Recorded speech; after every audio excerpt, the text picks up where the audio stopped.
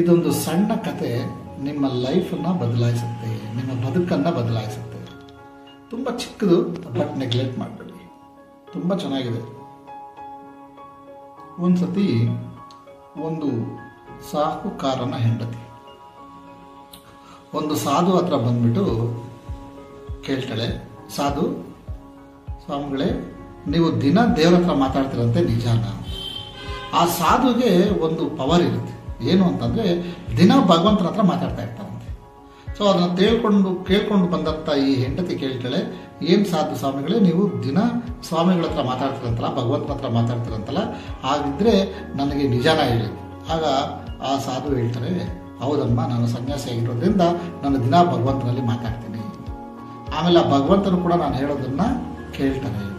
ಆಗ ಆ ಶ್ರೀಮಂತ ಮನೆಯ ಹೆಂಡತಿ ಹೇಳ್ತಾಳಂತೆ, ಹಾಗಾದರೆ ಭಗವಂತ ನನಗೆ ತುಂಬ ಕೊಟ್ಟಿದ್ದಾಯಿತು, ನಾನು ಭಾಳ ಸಂತುಷ್ಟಲಾಗಿದ್ದೇನೆ, ಇನ್ನು ಮುಂದೆ ನನಗೇನು ಕೊಡೋದು ಬೇಡಿ, ನನ್ನ ಹತ್ರ ಹೇರಳವಾದ ಹಣ ಇದೆ, ಸಂಪತ್ತಿದೆ, ನಾಣ್ಯ ಇದೆ, ಕಾಳು ಕಾಳು ಎಲ್ಲ ಇದ್ದಾರೆ, ಹಾಗಾಗಿ ನನಗಿನ್ನೇನು ಬೇಡ ಅಂತ ಹೇಳ್ಬಿಡಿ ಅಂತ ಹೇಳ್ಬಿಟ್ಟು ತದನಂತರದಲ್ಲಿ ಇದೇ ವಿಷಯಗಳು ತಿಳ್ಕೊಂಡಂಥ ಇನ್ನೊಂದು ಬಡ ಹೆಂಗಸು, ಕೂಲಿ ಕೆಲಸ ಮಾಡ್ತಕ್ಕಂಥ ಕೂಲಿಯ ಹೆಂಡತಿ ಬಂದ್ಬಿಟ್ಟು ಇದೇ ಸ್ವಾಮಿ ಹತ್ರ, ಇದೇ ಸಾಧು ಹತ್ರ ಬಂದು ಕೈ ಮುದ್ದು ಕೇಳ್ಕೊತಾಳೆ, ನೀವು ಭಗವಂತನ ಹತ್ರ ಮಾತಾಡ್ತೀರಂತ ನಿಜಾನ?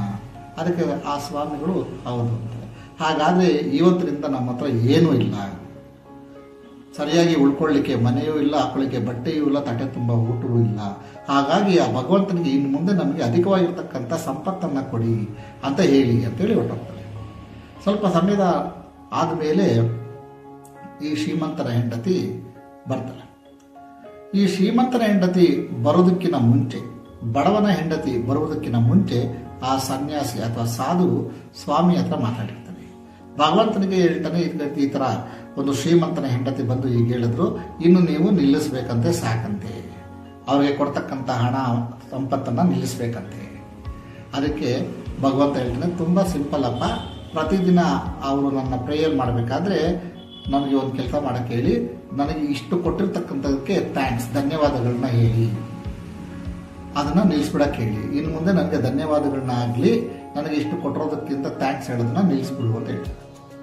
ಅದೇ ರೀತಿ ಸೇಮ್ ಆನ್ಸರ್ನ ಬಡ ಹೆಂಡತಿಗೂ ಹೇಳಿಬಿಡು, ಇಲ್ಲಿ ತನಕ ಕೊಟ್ಟಿರೋದಕ್ಕೆ ಥ್ಯಾಂಕ್ಸ್ ಹೇಳಿಬಿಡು.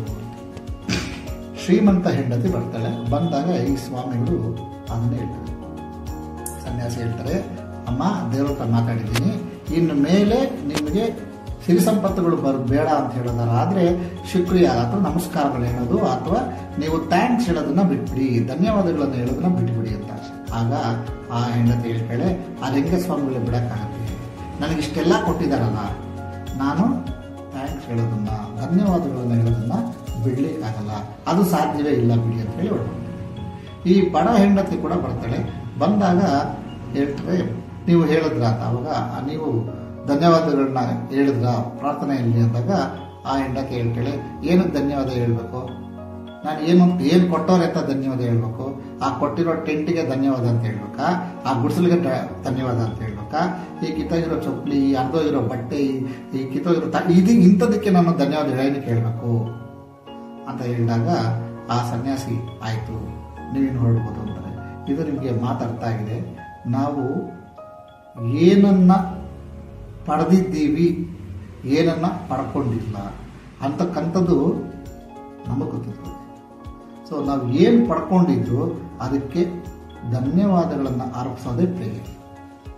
ಪ್ರಾರ್ಥನೆ ಅಂದರೆ ನೀನು ಏನು ಕೊಟ್ಟಿದ್ಯಾ ಭಗವಂತ, ಅದಕ್ಕೆ ನಾನು ಧನ್ಯವಾದಗಳನ್ನು ಅರ್ಪಿಸ್ತೀನಿ. ಈ ಏನು ನಾನು ಇವತ್ತು ಹೇಳ್ತಾ ಇದ್ದೀನಿ, ನಿಮಗೆ ಗೊತ್ತಂಥ ಪದಗಳಲ್ಲಿ ನೀವು ಧನ್ಯವಾದಗಳನ್ನು ಅರ್ಪಿಸೋಕೆ ಸ್ಟಾರ್ಟ್ ಮಾಡಿ.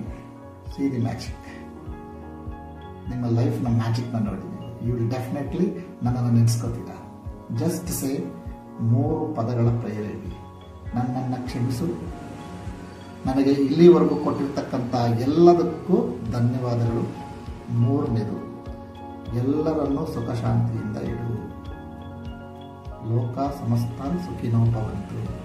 Thank you.